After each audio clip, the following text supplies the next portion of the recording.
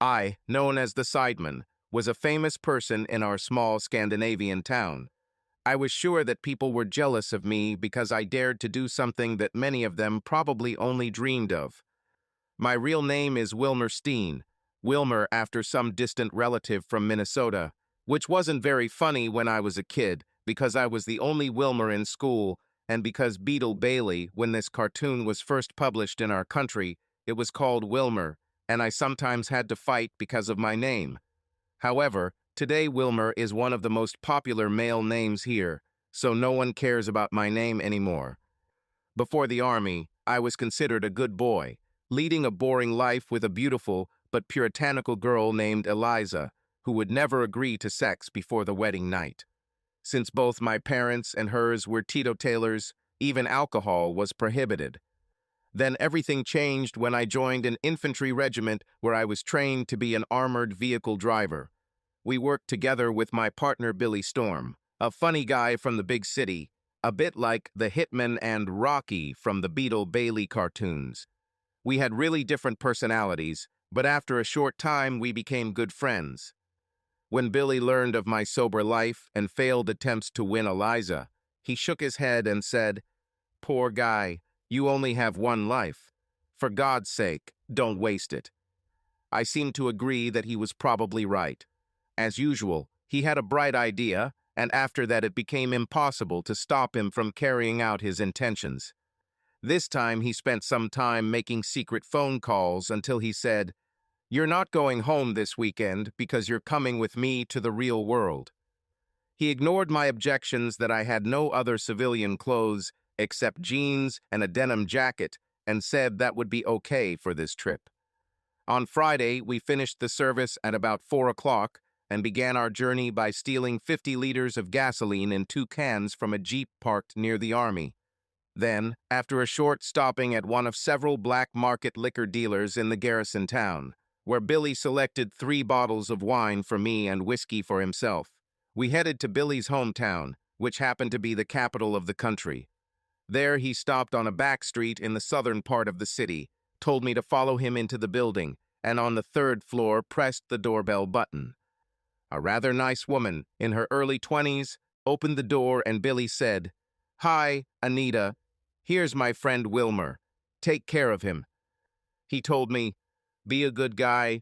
See you in town tomorrow evening." Billy quickly disappeared and a pretty woman invited me in. In a small but clean, beautifully furnished 3-room apartment, I gave her my bottles of wine and she asked me to sit on the sofa. Anita told me that she is involved in an ongoing divorce proceeding. Her 4-year-old boy spent the weekend with his father. That first night, she wanted us to stay home and eat at a nearby Chinese restaurant and suggested we go out the next night. Since I'm not used to drinking wine, I was a little tipsy after a romantic dinner by candlelight, and she sat us down on the sofa together and listened to soft music. The room was still dim, the only light coming from the candles. I immediately became aroused when she kissed me. The wine gave me courage, so I put my hand on her knee and slowly began to move it upward. But then she whispered, "Come on," in my ear, and took me to her bedroom where she slowly began to undress us. It was an unforgettable evening that I will never forget. Anita was a good teacher, and I really hope she enjoyed being the first woman for a young virgin man. We did this 2 more times at night and 1 more time in the morning.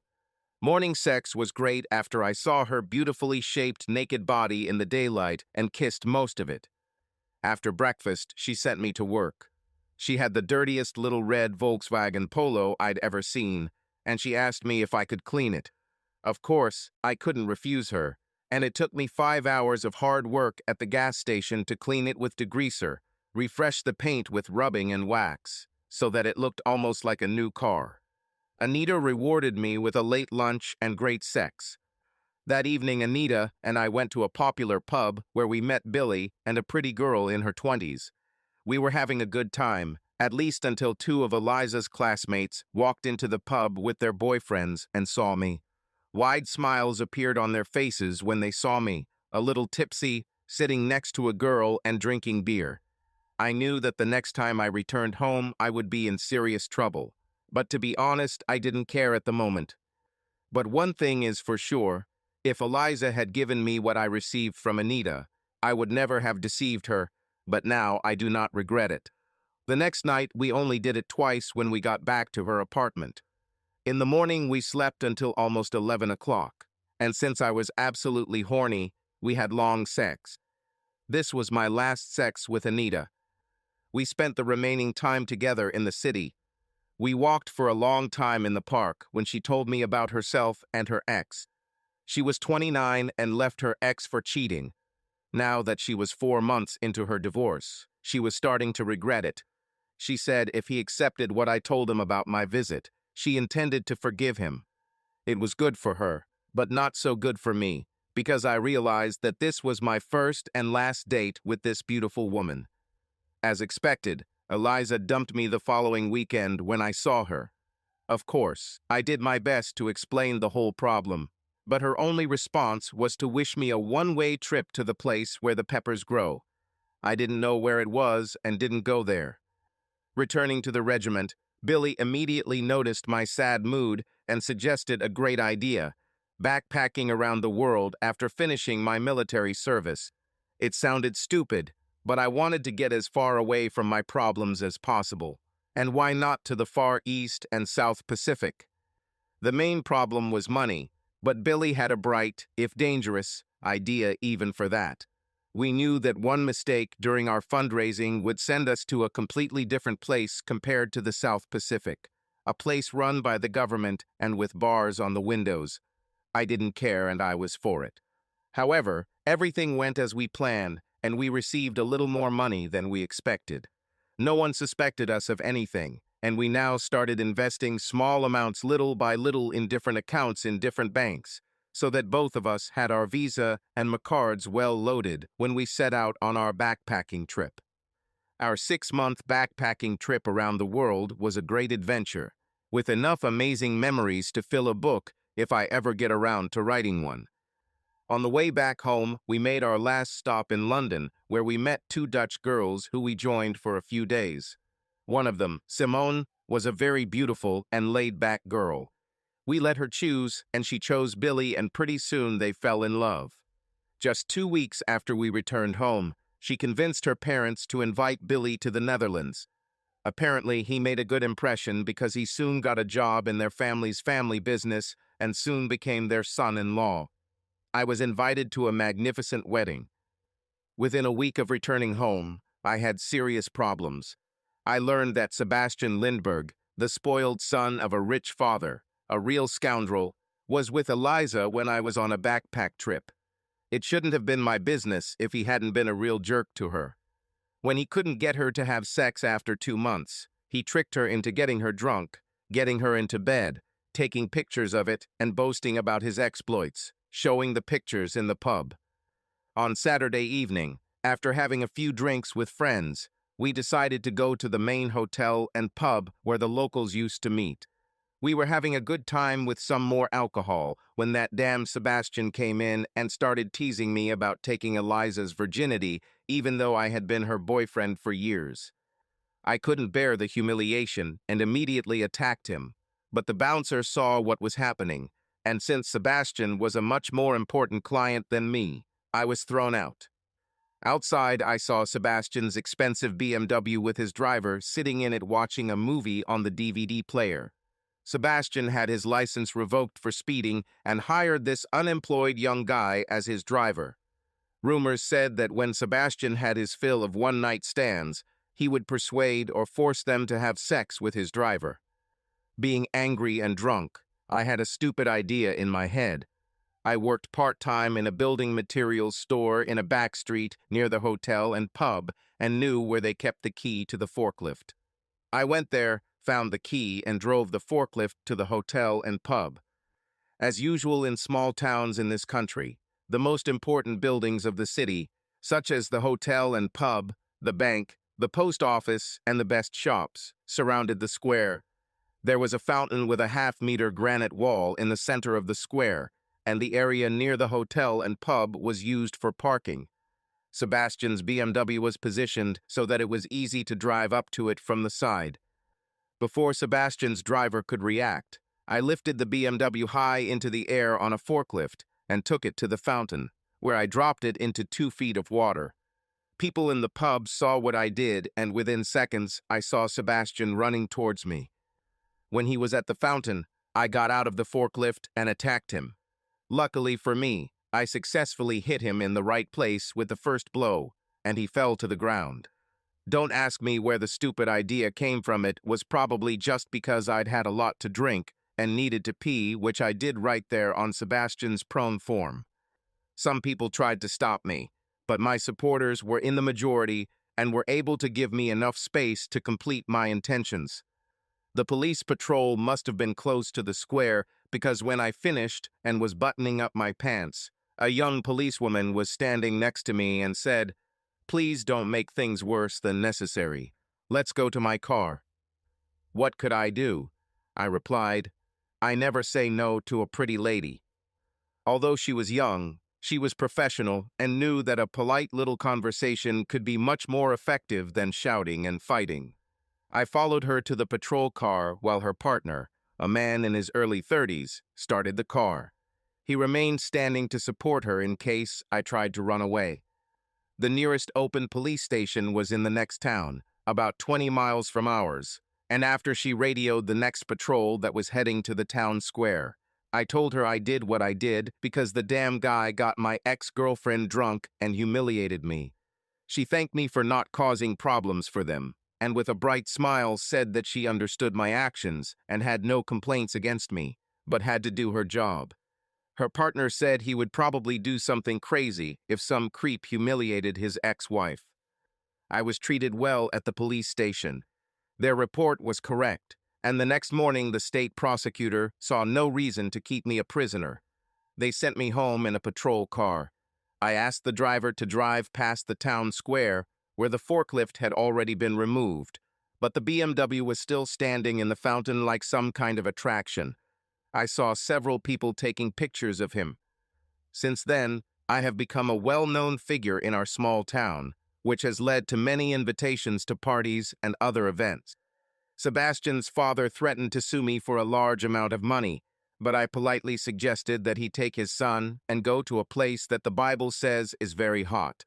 For some unknown reason, he never sued me, and Sebastian, now the butt of jokes in the city, went to an expensive business school in Switzerland. The prosecutor charged me with driving a forklift while intoxicated and causing damage to a public place, and my driver's license was revoked. It was boring waiting for the trial, and it felt almost like a relief when I was summoned to court. The prosecutor pushed hard to get me sentenced to 4 months in prison, but my lawyer did a good job, and it ended up being 6 weeks in open prison.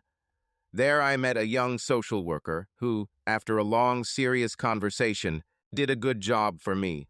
She told me about the state technical school for adults, and I was allowed to spend the last 4 weeks of my sentence at the school.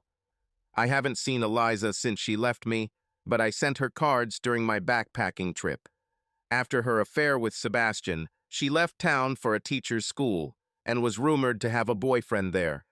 I never met her when she visited her parents, but one of her friends gave me her address, and after punishing Sebastian, I sent Eliza a letter telling her that Sebastian now probably regretted what he did to her, and ended the letter by wishing her luck in the future.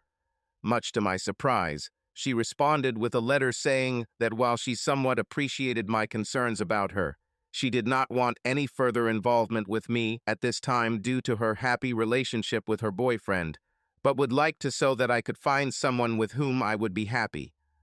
I respected what she wanted and never tried to contact her. My school meant hard times for me because the economic situation forced me to work as much as possible, so I limited my visits to my hometown to Christmas and some of my parents' birthdays.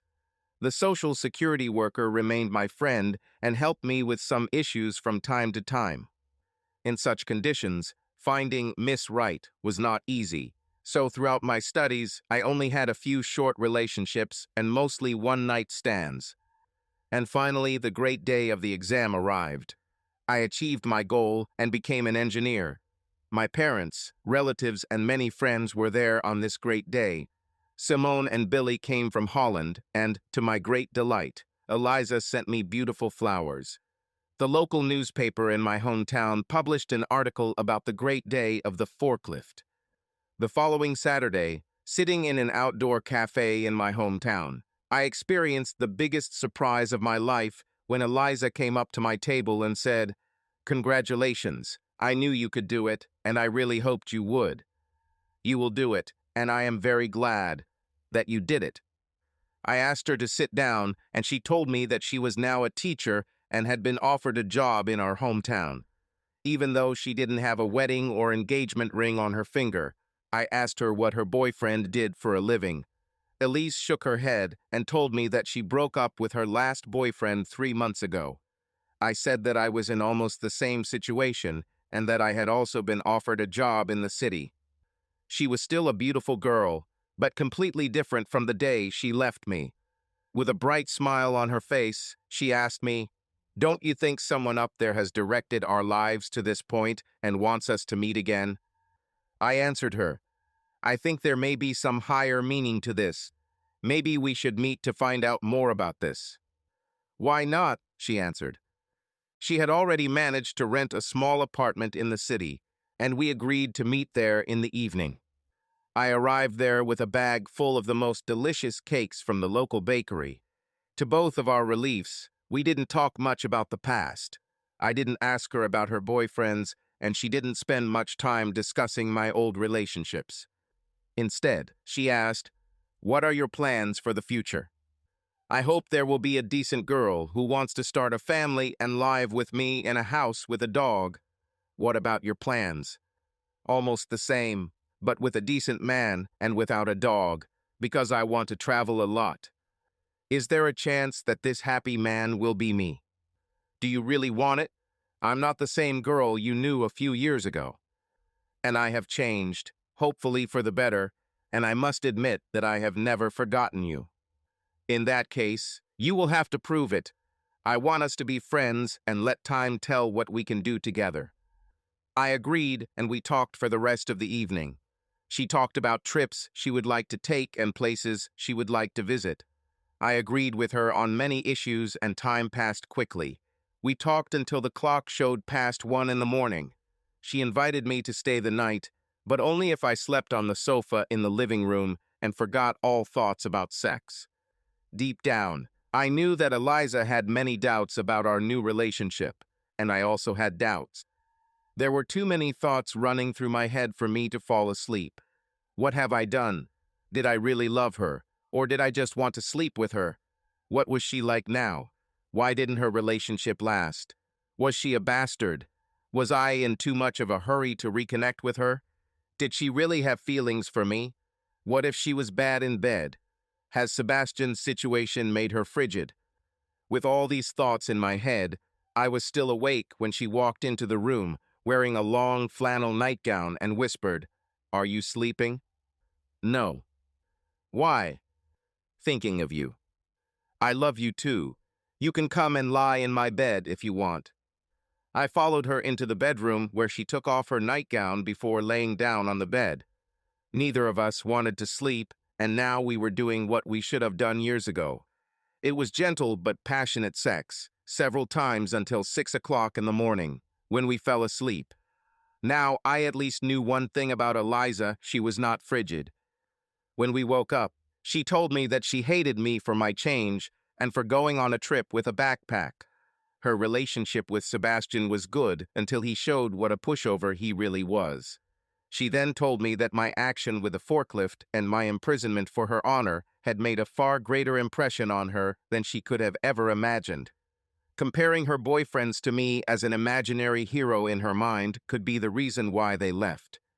She said, "Cupid must have directed your destiny to fight for the honor of a woman, like an ancient knight, but with a forklift instead of a white horse."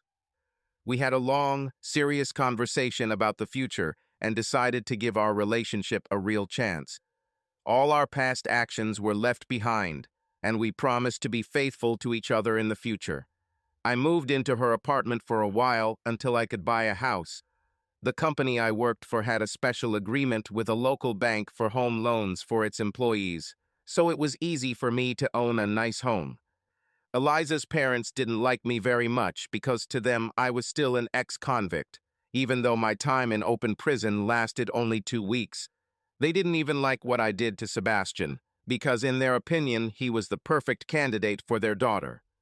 The only reason they accepted me was because I helped them with various things around the house for free. But when I was there, they never failed to tell me how much they loved Eliza's sister's husband, Thomas, even though he never did anything for them. He was a good guy, but a typical example of a man with thumbs on the palms, which meant that he was completely incompetent in all things related to tools and practical matters. Eliza and I had a good relationship. She didn't want children yet, so we traveled a lot. I let her choose the destinations, so we often visited places with historical significance. One day at a party, one of my friends asked me, "Are you and Eliza thinking about having a family?" Due to the alcohol consumed at the party, I replied, "Yes, we think, but not until Eliza has visited every place on Earth where ancient cultures managed to build at least two stones together." Eliza overheard this, which caused our first serious argument, but also led to the positive result that all our subsequent trips included more time to relax. Eliza became involved in the work of the teachers' union at school, which should have brought her additional assignments with meetings and courses. I didn't worry too much about it because she had plenty of time to do it. But one day, just 3 weeks after Eliza began her union activities, everything went awry. I sometimes went online to read the latest issues of the horrid Hager comics on the website of the English newspaper The Sun. Of course, while I was on the site, I also looked at other news. That day, there was an article about how mobile phones are now the most common way to find out about a spouse's infidelity. Ordinary people do not suspect their spouses of cheating, so the cruel truth is usually revealed by accident. Phones are left at home or confused if both have similar models, and the spouse cannot resist the temptation to look into calls and messages on his partner's phone, as well as saved photos. I never suspected Eliza of anything, and if not for that article in The Sun, I would never have checked her phone, which she left at home the evening she went to her weekly aerobics class. If someone had offered me a bet before I checked her phone, I would have happily bet a year's salary that I wouldn't find anything on there that could compromise her. Fortunately, no one offered such a bet. Most of the messages were completely innocent texts and voicemails from her friends, her sister Emma, and even two from me. But there were also 2 text messages from a certain PM and copies of one text message plus a photo sent to this PM that hit me like I was knocked down for 9 seconds in a boxing ring. The last text message from him read, "My dear Eliza, I think about you day and night and count down the hours until the magnificent moment when I see you at Sergel Plaza, and you will be mine, only mine, for this magnificent weekend that will illuminate my life for the months ahead. Thank you very much for the wonderful photo. Your loving friend PM." Quite a lot of text for a text message, but apparently he knew that Eliza and I shared a home computer, and that her email at work was not secure for secrets, since its specialists had the right to review emails for prohibited data. At least one teacher was caught obscenities in his mailbox. The oldest message from the PM read, "Dear Eliza, thank you for coming to the 2-day course at Sergel Plaza. May I dare suggest that you find an excuse to stay the night from Friday to Saturday, and perhaps even the night from Saturday to Sunday? The union will pay. I miss you. Please send a photo to my phone. With love, PM." Eliza's response to his first message read, "Dear Peter, one extra night I will be able to stay. Please remember, this is only a one-time game and I love my boyfriend, but I want revenge before we have a family. Photo sent, but not topless. With love, Eliza." What nonsense. Take revenge on me. If she had forgiven me when I cheated on her, I would at least understand her. But she didn't. Instead, she left me without giving me a chance to explain myself. She got revenge on that bastard Sebastian and her other boyfriends. It's surprising that she doesn't want to remember what we promised each other when we started this new relationship. She usually went to a cafe with friends after aerobics for a bachelorette party and gossip, so I had time to get ready. I read about Flexispi in a computer magazine, downloaded and bought a copy online, and installed it on her cell phone. From that moment on, I could read copies of all her text messages on my computer. Apparently, the girls had a lot of gossip going on that evening, which gave me plenty of time to act and prepare for her to return home on time. Elise immediately realized that something was wrong. She became alarmed and asked me the reason. I told her the truth, that I felt bad, but didn't explain why. She didn't tell me anything about the course, and when she told me a week later, I asked, "It's funny that the course runs until Saturday at noon. There's usually a lot of free time at these events. Maybe I'll come over on Friday so we can go to the show. Have a good time, and maybe even stay the night from Saturday." She looked very worried and said, "That would be great, but we have everything planned all the time. There won't be much free time." "Okay, I understand. Can you show me the avenue?" Now it was starting to seem funny. She looked almost panicked as she replied, "Of course, but one of my colleagues at school wanted to see it. You'll have it as soon as I return it."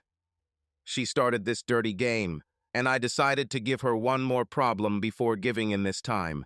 Let her keep it. The union guy at my work can make me a copy. I'm sure he knows several people in your union. Such things are a piece of cake for him. Now she was really worried. "No, no, no, don't do that. I might get in trouble if it turns out I gave my copy to a colleague." "What the hell? Are you hiding secrets from the ordinary members who are paying for this expensive pastime in an expensive hotel in our capital?" She looked worried, but did not answer this question. I, of course, used my connections to get a real prospectus. The next day, I received a Flexispi copy of the text message she sent to Peter. "Dear Peter, serious problem. Boyfriend is suspicious. Please call me on my cell at 10:15 a.m. Love, Elise." Apparently, he called her and agreed to send her a fake prospectus with an extra day because she gave me one when I got home from work. I read it for a while, and it was very well done. If I didn't know it was fake, I would never have doubted it. However, I said, "I'm missing the list of participants that usually comes with these types of programs." "Why do you need to see this?" "Because I want to know if any teachers from my technical school will be there." "What? Are you going to ask them to keep an eye on me?" "Forget it." I could have said yes, but I didn't. Instead, I said, "Don't blame me. Blame the union people. They were the ones who were involved in several dirty sex scandals, usually paid for by members' money. Weren't the ladies given big dildos as a reward at some union event? They were metallurgists, not teachers." She accused me of having a dirty mind. The evening between us was not joyful. The next day, Peter sent her 2 short text messages, "I love you." She didn't answer. That evening was my bowling night, and on those nights Eliza's sister, Emma, usually came over to hang out with her. I bought 2 small electronic voice recorders and hid one in the kitchen and the other in the living room because I needed to know if Emma was in on Eliza's plans to cheat. Emma was really into it. Of course, most of the time they talked about other things, but a couple of times the conversation turned to Eliza's trip. Emma asked, "What did Wilmer say about your weekend trip?" I'm afraid he suspects something because he asks too many questions and even offers to come to the hotel and take me out on Friday night. Sometimes I feel uncomfortable about all this. "Why don't you leave him again and be free to sleep with whoever you want?" "Because I love him, I want to marry him, and I want to have children with him." "I don't really understand what you see in him, but if I were you and didn't have children, I'd want to have fun too." "You slept with your boss even though you have children, didn't you?" "Yes, but it brought me pleasure and encouragement." It was news to me that Emma had been unfaithful, and now she was trying her best to convince Elise to continue with her plans. After a long time of idle chatter about clothes, Elise asked Emma, "What the hell would I do if he came to the hotel and found Peter and me in the same room?" "No problem, darling sis. We'll keep him busy at home for the whole damn weekend. Mom wants new flooring in the living room, and you have to convince him to do it. Just give him the best sex ever and convince him to work on that floor. It'll take until you return Saturday evening." It was hard to believe that Emma was such a treacherous cow. I thought we were friends, and I helped her and her clumsy husband with many things in their house. What a damn family they are. But now it's time to show them that it can be risky to dump their damn shit on me. I wrote a letter to Emma's husband. "Dear Thomas, I'm sorry to say that you will be one of the last people in this town to know that your cheating wife Emma is fucking her boss. However, better late than never. Best wishes from a caring friend." He received it the next day, and when I got home from work, Elise asked me, "Do you mind if Emma stays in our guest room for a few days?" "Why?" "Because Thomas and her had a little fight." "Why?" "I don't know." "No." "Why not?" "Because I'm sure you know the reason, and if you don't want to tell me the truth, my answer is no Emma in this house." Elise was silent for 10 seconds before she answered, "Emma cheated and Thomas found out." I shouted, "No, no, no. I will never accept any damn cheater in this house. Do you understand?" With a scared look on her face, she replied, "Yes, I understand, and it would be better if she stayed with Mom and Dad, although Mom is pretty angry with her right now." One thing was for sure. Elise realized that her romantic nights with Peter would not be the pleasure she expected when she accepted his advances. Now she knew that our relationship was hanging by a thread. Many people could tell me. Someone from this town might have been at that hotel. Some moral monitor on the course might have become suspicious. And now that Emma was in trouble, she might turn me in if she was jealous of Elise's happy relationship. Elise went to her parents to see Emma, and soon Flexisby sent me a copy of the text message from her to Peter. "Dear Peter, I don't know if I even dare to come to this course. I'm afraid the price will be too high. Love, Elise." He replied within an hour, "My dear Elise, I will make the risk almost zero. Please think positively. We are getting closer and closer to our wonderful time. PM." Elise replied, "Peter, tell me how." When she returned from her parents' place, she told me that Emma was a complete wreck because Thomas kicked her out of the house. She then said that her parents were planning new flooring in the living room and asked me if I could do it this Saturday while she was away. "Emma will be there and can help me." I replied, "No way. A month ago, I was there a whole Saturday and didn't even get a cup of coffee, and none of the tightwads even saw fit to say thank you to me when I finished. Thomas can help his damn bitch. There were more important things to do that day. Emma and Thomas never did anything for your stingy parents, and it's time for them to start doing something." Elise was not happy with my comment and asked, "What's the matter? Do you still insist on coming and shadowing me in my course?" "Honestly, no. I don't care about your course or what you do there." Now she looked really worried as she asked, "What are you going to do then?" "You'll see when you get back." "Is there something in our house?" This was not our home. This was my house, and I was going to pack her things into cardboard boxes and take them to her parents. But I didn't say so. He just answered, "No."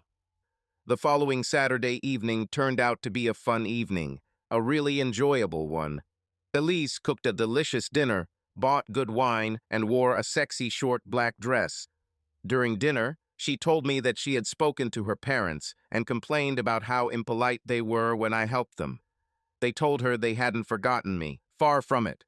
Instead of small rewards from time to time, they wanted to pay for a big, memorable wedding for us. A very beautiful smile appeared on Elise's face as she looked at me and said, "I'm actually starting to look forward to having a family, and our only problem is that you haven't proposed to me yet." She obviously expected me to do this, and when I remained silent, Her face took on a worried look as I changed the subject. I decided to play nice and avoid arguing about her course. I intended to let her make the evening as great as she and Emma had planned. She didn't mention the wedding or her parents' new gender again during the evening. As I expected, the evening ended with the best sex I'd had in a long time. The only thing I doubted was whether this was just a rehearsal for what she was going to propose to Peter. This morning she asked me about her parents' new gender, and I replied, "Who knows? Maybe I'll think about it sometime in the future, but I'm not going to do it yet." I thought about saying, "Fuck this damn floor," but he didn't say that. Instead, I decided not to leave her without pressuring her to have a chance to avoid cheating. I intended to call her on her cell phone when her train left the station and give her an honest choice. Go with Peter and get dumped, or get off at the first stop. Take a taxi home and save our relationship.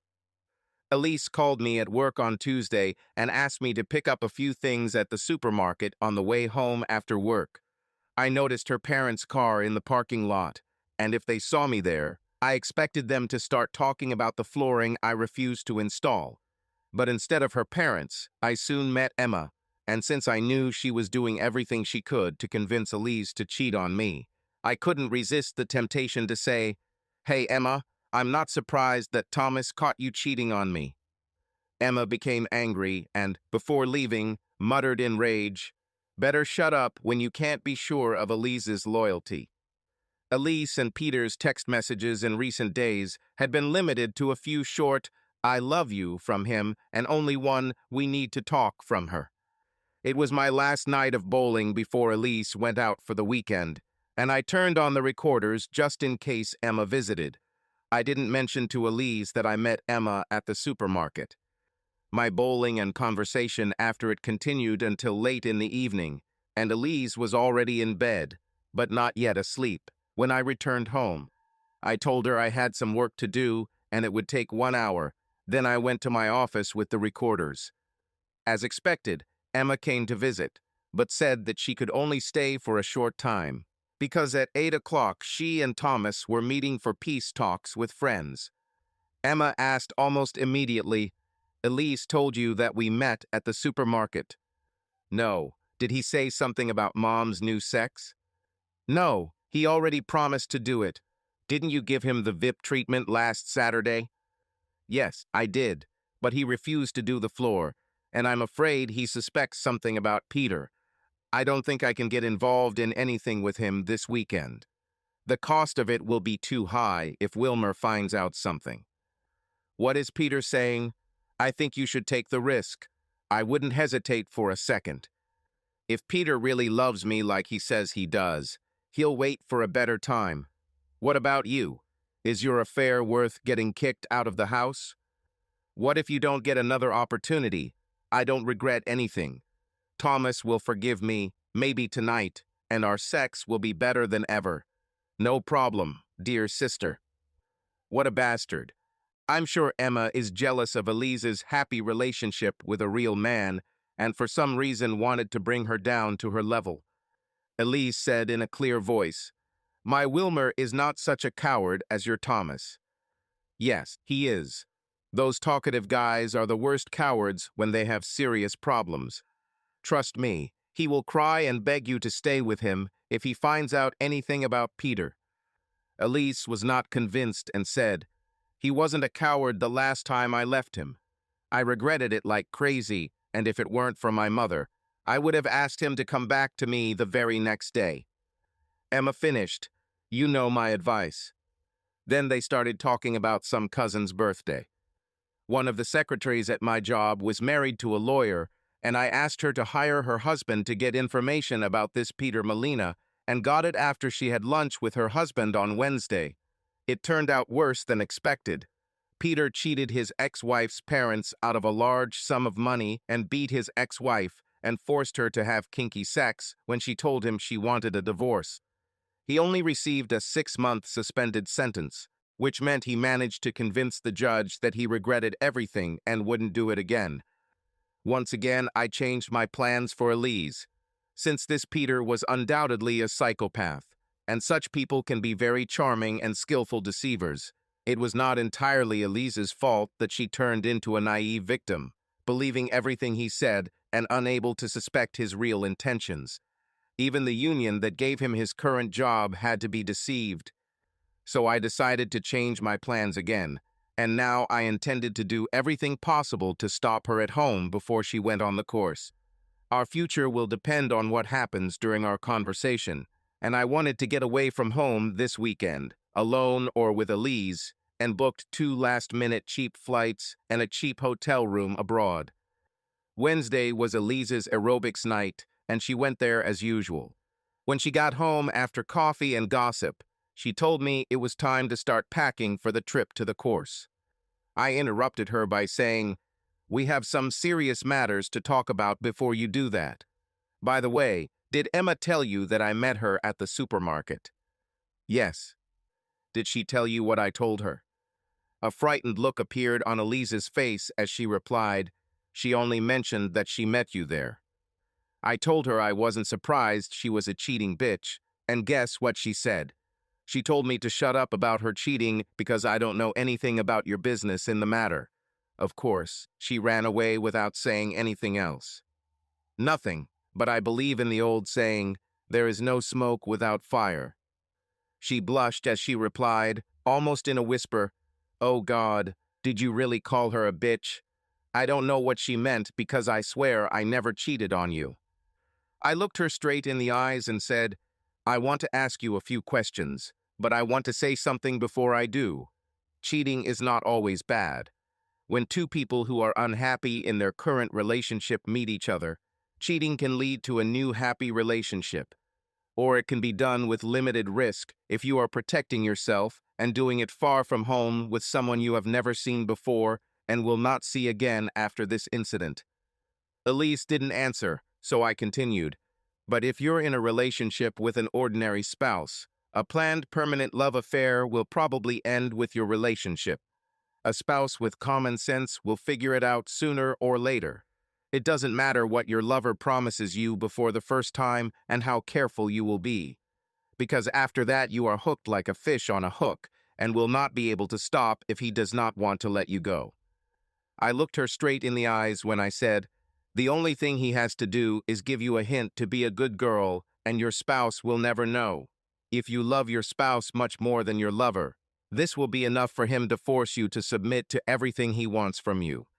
Remember that many of the most charming and successful wife seducers are psychopaths with perverted demands, and it is not uncommon for them to share their victims with perverted friends." Now Elise became very uncomfortable as I continued. "Let's imagine that you have a lover who demands to meet and sleep with you 2 months after your wedding, when you stop taking the pills, planning to become pregnant with your spouse. Imagine that your lover refuses to use a condom, and after a while you find out that you are pregnant. What will you do? Go for an abortion with a 50% chance that you will kill the child you so wanted with your husband? Or will you take a 50% risk to give birth to a child from your lover? Sure, you might have the morning after pill, but what if your husband accidentally finds it while you're trying to get pregnant from him?" She was gray in color as I finished my speech. "Please don't try to lie to me when answering my questions. I can't handle lying in this matter. Do you love me or hate me right now?" "Of course I love you. You should know that. Why do you doubt it?" "Because I know for sure that Emma didn't make her words out of thin air. I love you very much, but I won't hesitate to break things off with you tonight if you try to lie to me. Do you want to tell me something about your intentions for the night? Are you aware?" Now she started crying and screamed, "No, no, no. Don't leave me. Please believe me. Please, Wilmer. I never cheated on you. Please believe me. I love you." "But you lied to me, didn't you?" She sobbed, "Never about my love for you. I don't care about that until I hear you admit your damn lies. Or would you really rather share a room with Emma at your parents' place? Please tell me the whole damn truth about you and Peter Molina." Elise was shocked when I mentioned his name. Then she began to cry for several minutes before she could speak. During an information day for us teachers, We met a very attractive man from the union who got half an hour of our time to talk about his union. During a coffee break, he happened to sit next to me and began to convince me to take on some important tasks for the union, since almost all the teachers were members in our city, but it was almost impossible to find someone who would agree to do something for the union. He spoke very convincingly, and one male teacher and I agreed to go to a hotel in a neighboring town for more information. She cried again before she continued. There were 16 teachers from all over the district at the meeting, which ended with dinner, after which we stayed dancing in the hotel, and the drinks were paid for by the union. The orchestra played a lot of slow tunes, and Peter danced most of them with me. He was very polite and charming and didn't try to do anything. It was almost dark on the dance floor, so we danced very close, and I felt that he was really horny from the 2 large drinks that Peter brought me. So I got a little excited, which Peter obviously noticed. But nothing else happened other than he got a hug and a quick kiss after the last dance. Then my sober coworker and I immediately drove home in his car. After Elise drank some water, she continued. The next day Peter called me and, after a long, flattering conversation, convinced me to join a trade union course at the Sergio Plaza Hotel in the capital. He said he fell in love with me because I was exactly the type of girl he always dreamed of, and many other compliments like that. Now it sounds like complete nonsense, but he said it very convincingly. The next time he called me, he asked about you and whether I suspected it. I told him the truth that you once cheated on me. Within a few days, he convinced me that I would be much happier for the rest of my life if I took one-time revenge for my betrayal by being romantically involved with him. He said that he would arrange for the union to pay for us 2 extra nights at Sergio Plaza for our romance. I must have been acting like a schoolgirl in love again, with all those romantic texts and voicemails and phone calls. Then you asked for the course prospectus, and I got cold feet until Peter found a solution with a fake prospectus, and Emma knew about Peter. Told me that Mom wanted a new floor. The floor was supposed to keep you busy, but you refused to do the job for me. I gave Elise my copy of the actual prospectus and said, I had a good reason for refusing, and instead of fixing the damn floor, I planned to pack your things in cardboard boxes and take them to your mom. When she realized that I knew about her lie, she screamed, Oh God, have mercy, please forgive me. I was naive and stupid, but I never cheated on you. Lord, is it my turn to be abandoned now? I told her that she wouldn't if she told me the truth and asked her to continue. She said, After many conversations with Peter, we decided to limit our bonding to Thursday nights only, and I had to use the first ticket and go home on Friday like everyone else on the course, which would have been a surprise to you. But after our romantic Saturday, I was scared when you ignored my attempts to get you to propose. I regretted all this and decided to refuse all of Peter's attempts to be alone with me at the hotel. I was going to leave dinner on Thursday night, lock myself in my room, and not open the door to anyone. Not answering calls. I had to send Peter a text message that I met 2 friends from home and went to their room for a drink and a chat. I gave her copies of Peter's notes and told her that her chances of avoiding sex from this psychopath on a course far from home would be less than 50%, because such people are very adept at deceiving their victims.